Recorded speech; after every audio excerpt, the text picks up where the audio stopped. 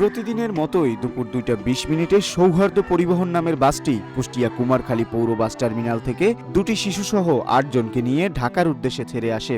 এরপর একে একে বিভিন্ন কাউন্টার থেকে যাত্রী ওঠানো হয়। সব মিলিয়ে বাসটিতে কমপক্ষে 50 জন যাত্রী ছিলেন বলে কাউন্টার মাস্টার জানিয়েছেন।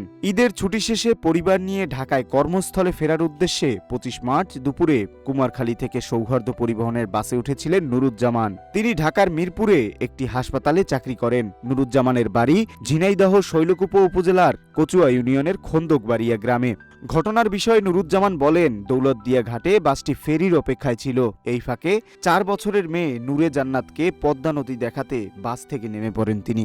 বাসের ভেতর 7 মাসের ছেলে নাজিফ বিন জামানকে কোলে নিয়ে বসেছিলেন তার স্ত্রী আয়েশা আক্তার। কিছুক্ষণের মধ্যেই বাসটি ফেরিতে উঠতে যায়। মুহূর্তেই নিয়ন্ত্রণ হারিয়ে পানিতে পড়ে যায় বাসটি।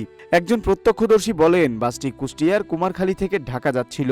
ঘাটে এসে বাসটি অ্যাপ্রোচ সড়কে ছিল। সেখান থেকে পল্টনে ওঠার সময় নিয়ন্ত্রণ হারিয়ে পদ্মা নদীতে পড়ে যায়। ডুবে যাওয়া বাসটি থেকে 5 থেকে 7 জন সাঁতরে তীরে উঠে আসেন।